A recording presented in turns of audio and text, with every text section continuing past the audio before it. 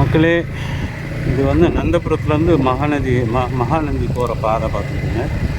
இந்த 2 பக்கம் பாருங்கள், அவ்வளோ செழிப்பாக இருக்குது. வாழை எப்படி இருக்குது, வாழை எப்படி இருக்குது. எங்கே பார்த்தாலும் வாய்க்கால், பெரிய வாய்க்கால் கட்டி விட்டு ஓடிட்டுருக்கு. இவர் புட்டப்பத்தி கட்டினு நினைக்கிறேன்.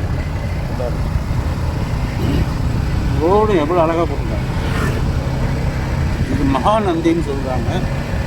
ரொம்ப பழமையானதில் கண்டிப்பாக இருக்கும். ஏன்னா ரொம்ப பெருசு அப்படின்றாங்க. மொத்தம் 3 மகாநதி இருக்கான். அதை இது ஒன்றுன்னு சொன்னாங்க.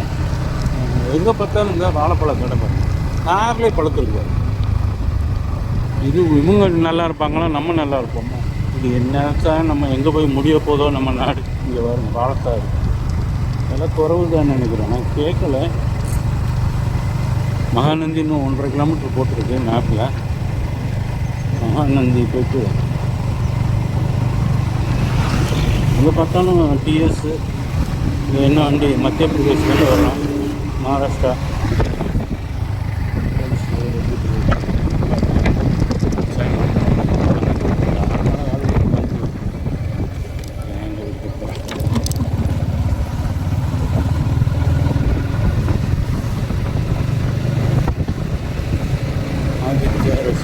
பாருங்க பின்னாடி மலையும் அதுவும் அழகாக இருக்கும்.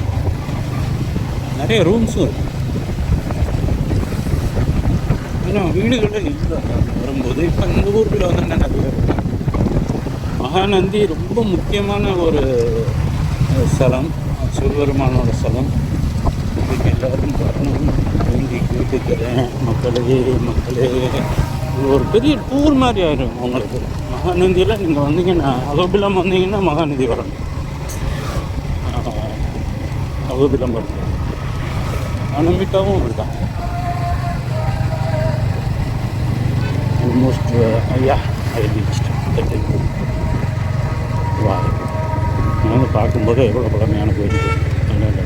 இதே பார்க்கணும் என்ட்ரன்ஸ்.